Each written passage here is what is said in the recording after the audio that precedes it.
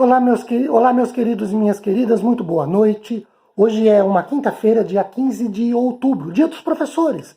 Então você que é professor e professora, desde já, os meus parabéns a todos vocês. Deus abençoe muito a vida de vocês nesse ministério que é o de ensinar, o de formar pessoas nas disciplinas que vocês dominam e, evidentemente, com isso, de alguma maneira, influenciar na formação do caráter dessas pessoas.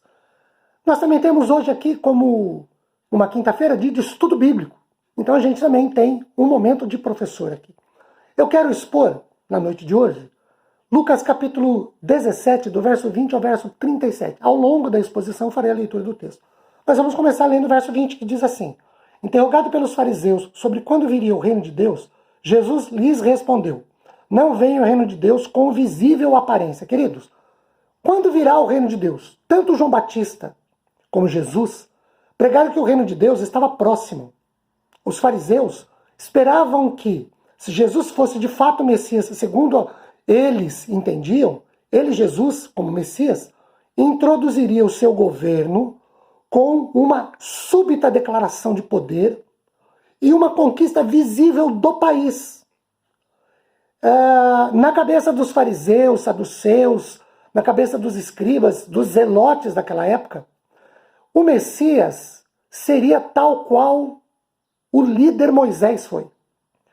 No tempo de Moisés, o povo de Israel era escravo no Egito. No tempo de Jesus, o povo era serviçal, escravo dos romanos. Os romanos dominavam Jerusalém como os egípcios dominavam os judeus lá no Egito. Na cabeça dos judeus daquela época de Jesus, o Messias seria alguém que se proclamaria rei, assumiria o trono que lhe era por direito e expulsaria os romanos de Jerusalém. Só que Jesus tinha um programa diferente em mente. A sua resposta cobriu os dois pontos principais do programa. Primeiro, não vem o reino de Deus com uma visível aparência. Não é um rei que se assenta num trono humano. É um rei que se assenta num trono do coração das pessoas. Segundo, seu advento inicial, sua vinda inicial, não seria um golpe político ou resultado de algum movimento visível. Verso 21. Nem dirão, ei-lo aqui ou lá está, porque o reino de Deus está dentro de vós. O reino de Deus está dentro de vós significa o seguinte, queridos: um reino não é simplesmente um território, nem um sistema de maquinismo governamental, de máquina governamental. A sua existência básica está na unidade e lealdade do povo. Jesus declarou que o reino de Deus já estava presente, era ele, e apenas necessitava ser reconhecido. Ele trouxera o reino de Deus com ele e estava vivendo no meio do povo. Verso 22. A seguir, dirigiu-se aos discípulos, aqui mudou de figura, né? Primeiro eram os fariseus, agora os discípulos, e disse o seguinte: Virá o tempo em que desejais ver um dos dias do Filho do Homem e não o vereis. Dias do Filho do Homem. Os judeus usavam esta frase para indicar a era messiânica. Filho do homem é um título dado ao Messias, conforme Daniel capítulo 7, versos 13 e 14. E quando o texto diz não o vereis, significa que a segunda vinda do Messias ainda demoraria um pouco, como de fato ainda não aconteceu. Versículo de número 23 e 24. E vos dirão, ei-lo aqui ou lá está, não vades nem o sigais. Porque assim como o relâmpago, fuzilando, brilha de uma extremidade do céu, assim será no seu dia o Filho do Homem. Querido, nós temos aqui uma questão bastante interessante. Quando diz assim, porque assim como o relâmpago fuzilando brilha, assim como a luz do relâmpago é visível de uma ponta do horizonte à outra, o verdadeiro Messias será evidente a todos os homens quando vier e estabelecer o seu reino efetivo, isto é, uma profecia para o milênio. O versículo 25 também é uma profecia, mas uma profecia que se cumpriu no ano 70 da era cristã, pouco depois desse período que Jesus fala, e um pouco mais para frente. O verso 25 diz, mas importa que primeiro ele, o Messias, padeça, o Filho do Homem, muitas coisas, e seja rejeitado por esta geração. Do que Jesus está falando aqui, de alguns dias depois quando ele é preso, quando ele é inocente, mas ele é condenado, é preso, condenado, e ele é morto, pregado na cruz do Calvário. Importa que primeiro ele padeça muitas coisas, é um versículo que estabelece, sem dúvida, que Jesus falava de si mesmo. Pois ele discutia o mesmo tempo lá no capítulo, o mesmo tema no capítulo 18 mesmo aqui de Lucas, que a gente chegará lá, 31 e 34. Seus interrogadores não aceitavam um conceito de um Messias sofredor, como Isaías 53 descreve. E o próprio Jesus fala, primeiro o Filho do Homem tem que sofrer, padecer, ser morto para depois ressuscitar. Jesus olhava para a sua iminente morte em Jerusalém como parte da missão messiânica e a ser mais tarde revelada no seu dia, conforme diz o versículo 24. Olha o versículo 26. Assim como foi nos dias de Noé, será também nos dias do Filho do Homem. Eu vou ler mais um pouquinho também. O 27 e o 28 até o 30, tá? Comiam, bebiam nos dias de Noé. Comiam, bebiam, casavam, davam-se em casamento, até o dia em que Noé entrou na arca e veio o dilúvio e destruiu a todos. O mesmo aconteceu nos dias de Ló. Comiam, bebiam, compravam, vendiam, plantavam e edificavam. Mas, no dia em que Ló saiu de Sodoma, choveu do céu fogo e enxofre e destruiu a todos. Assim será no dia em que o Filho do Homem se manifestar. Aqui nós temos uma profecia que parte dela se cumpriu, parte dela não se cumpriu. Vejam, como foi nos dias de Noé. O versículo dá a entender que há um ínterim de espera entre as ofensas e o momento definitivo do julgamento. Nos dias de Noé, o que acontecia? O povo casava, dava-se em casamento, vivia uma vida normal. Vejam, quando o verso 27 diz que eles comiam, bebiam e casavam, essas coisas, comer, beber, casar, viver vida, não eram erradas em si mesmas. A preocupação era a de que as pessoas demonstravam que elas viviam em função de um plano inteiramente materialista, sem ter um pensamento em Deus. O juízo do dilúvio apanhou-as despreparadas, até o dia que Noé entrou na arca, tal qual aconteceu, conforme diz o verso 28 e 29, com Ló. Ló morava em Sodoma.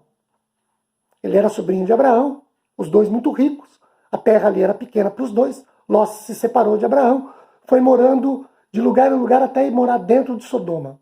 Sodoma é de onde vem a palavra sodomia. E aí, ou a palavra sodomia vem de Sodoma, da cidade de Sodoma.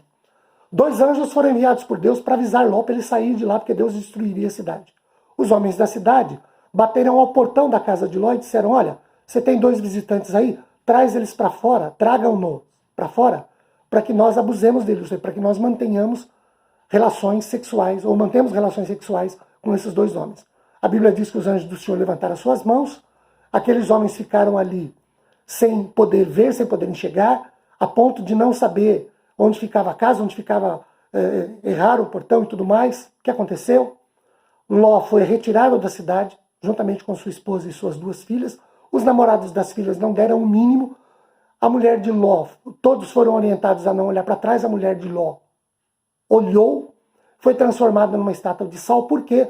Porque ela estava mais preocupada com a casa que ela deixava, com os bens que ela deixava ali, com a propriedade, com os bens móveis e imóveis, do que efetivamente a salvação que Deus estava proporcionando a ela. Tal qual os habitantes da terra nos dias de Noé. Eles estavam muito mais preocupados com a vida deles do que num possível julgamento. Ainda mais um dilúvio quando não chovia. Eles acharam que Noé estava louco, não deram a mínima quando veio o dilúvio. Deus fechou a porta. Quando Deus fechou a porta da arca e veio o dilúvio, todos pereceram. Quando Ló e as suas 2 filhas chegaram a uma caverna, Deus destruiu a cidade de Sodoma e Gomorra, porque era o seu juízo anunciado.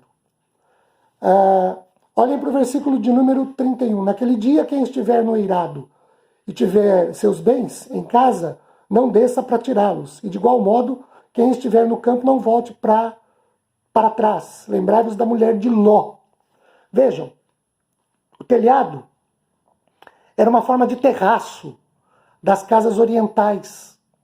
O seu acesso era possível por uma escada externa, que era usado às vezes, inclusive, para dormir no verão. O homem que estivesse lá poderia não ter tempo de entrar na casa e apanhar seus valores, e teria que fugir imediatamente. Esta é uma referência à invasão pelo general Tito, romano, né, pelo general romano Tito, quando invade Jerusalém no ano 70 e destrói ali as casas, o templo, mata muita gente. Um paralelo desta predição aconteceu no cerco de Jerusalém no ano 70. De acordo com Eusébio, que era um historiador, os cristãos que estavam na cidade abandonaram durante uma retirada temporária dos invasores romanos e fugiram para uma vila chamada Pela. Lá eles sobreviveram à destruição da cidade. Verso 34 é uma profecia sobre o ano 70 e uma profecia que ainda não se cumpriu na sua literalidade. Por isso é uma profecia, né? Quando diz o verso 34 e 35. Digo-vos que naquela mesma noite, 2 estarão numa cama, um será tomado e deixado o outro. 35. 2 mulheres estarão juntas moendo. Uma será tomada e deixada a outra. 36. 2 estarão no campo, um será tomado e outro deixado. Queridos, esses versículos 34, 5 e 6 são iguais no seu significado. Mas cada um se refere a uma ocasião diferente. Os homens estão na cama de noite, as mulheres moendo cereais de manhã cedo, antes do nascer do sol, e os trabalhadores estão no campo durante o dia. Entende-se que é uma ação imediata, a vinda do Filho do Homem. A vinda do Senhor ocorrerá em horários diferentes do dia, nos diferentes pontos do globo terrestre. Então essa profecia ainda não se cumpriu na sua literalidade, pois Jesus ainda não voltou. Verso 7, onde estiver... Então lhe perguntaram, Senhor, onde será isso? Respondeu Jesus, onde estiver o corpo, aí estarão também os abutres. Quando as pessoas quiseram saber para onde as pessoas seriam levadas, Jesus respondeu um provérbio. O corpo aqui quer dizer cadáveres mesmo, né? Carcaças, Mateus 24, 28. E abutres fala do súbito julgamento sobre a humanidade decadente e ímpia. Bem, o que nós podemos extrair desse texto como lição para as nossas vidas na noite de hoje? Primeiro, que a palavra de Deus, pronunciada por Jesus, se cumpriu.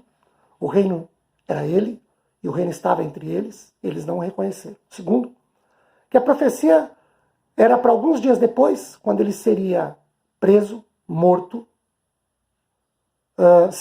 Terceiro, se cumpriria um tempo depois, na invasão do ano 70, lá contra Jerusalém, e a profecia se aplica ao final dos tempos. Deus nos abençoe, nos dando paz, consolo e conforto. Tchau, gente!